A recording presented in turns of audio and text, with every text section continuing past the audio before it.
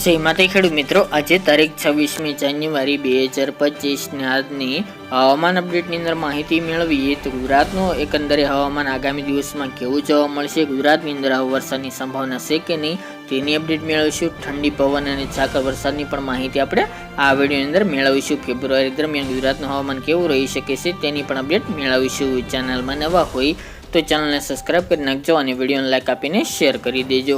હાલ વાત કરવામાં આવે તો ગુજરાતનું હવામાન એકંદરે સાવ ચોખ્ખું જોવા મળે તેવી શક્યતા રહેલી છે. હાલ તો ઉત્તર ભારતમાંથી back to back western disturbance આવી રહ્યા છે, પરંતુ હવે એન્ડના વેસ્ટર્ન ડિસ્ટર્બન્સો ગણી શકાય, કારણ કે હવે જાન્યુઆરી મહિનો પૂર્ણ થવાના આરે પહોંચી ગયો છે. સાથે જ હવે ફેબ્રુઆરીની શરૂઆત થઈ છે, જેના કારણે હવે જે વેસ્ટર્ન ડિસ્ટર્બન્સ ફેબ્રુઆરી દરમિયાન આવશે તે મજબૂત નહીં હોય, પરંતુ તે પહેલાં હજુ પણ એક વેસ્ટર્ન ડિસ્ટર્બન્સ 30 અથવા તો 31માં આવી શકે છે.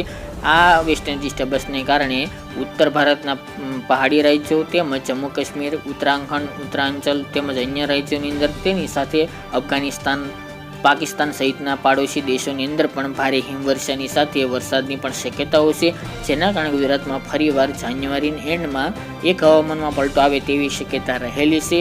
હાલના અનુસંધાને જે સિસ્ટમ કેટલી ગુજરાતથી નજીક છે તે મુજબ ગુજરાતની અસર કરી શકે છે. હાલની અપડેટ મુજબ વરસાદની સંભાવના ઓછી જોવા મળી રહી છે, પરંતુ ગુજરાતના હવામાનમાં એકંદરે પલટો આવે તેવા પણ સંકેતો જોવા મળી રહ્યા છે. વધુ અપડેટ સિસ્ટમ આવશે તે મુજબ આપતા રહીશું. બાકી મિત્રો વાત કરીએ તો ઠંડીની, હાલ ઠંડીનું જોર ફરીવાર ઉચકાયું છે, પરંતુ અન્ય ભાગોની અંદર ઠંડીમાંથી હાલ તો રાહત જોવા મળી રહી છે. જ્યારે કચ્છના નલિયા જેવા ભાગો, રાપર, ધોળાવીરા એ વિસ્તાર, ઉત્તર ગુજરાતની અંદર પાટણ શહેર, સાબરકાંઠા અને બનાસકાંઠા આ એટલા જિલ્લાની અંદર ઠંડીનું પ્રમાણ વધુ જોવા મળી રહ્યું છે. બાકી મધ્ય પૂર્વના ભાગોની અંદર સામાન્ય ઠંડી અનુભવાઈ રહી છે વહેલી સવારને રાત્રિ દરમિયાન, જ્યારે સૌરાષ્ટ્રના ભાગો અને દક્ષિણના ભાગોની અંદર હાલ તો ઠંડીમાંથી રાહત જોવા મળી રહી છે. હાલ જે વેસ્ટર્ન ડિસ્ટર્બન્સ પસાર થઈ રહ્યું છે જેની અસર ગુજરાતમાં થવાની હતી, પરંતુ ઉત્તર ગુજરાતના વિસ્તારો અને કચ્છમાં પણ ખાસ જોવા મળી રહી છે. બાકીના વિસ્તારમાંથી હાલ તો ઠંડીમાંથી રાહત જોવા મળી રહી છે. એકંદરે હવે ધીરે ધીરે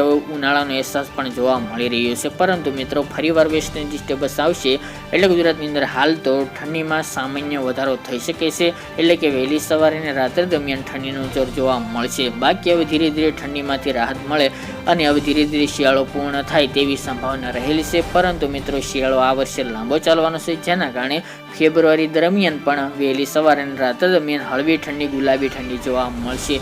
પવનની હાલ તો સામાન્ય ઝડપ 10 થી 15 કિલોમીટરની જોવા મળી રહી છે, અને ફરીવાર ઉત્તર પૂર્વના રેગ્યુલર પવનો, શિયાળુ પવનો જોવા મળી રહ્યા છે. હમણાં પવનની ઝડપ વધે તેવી સંભાવના નથી.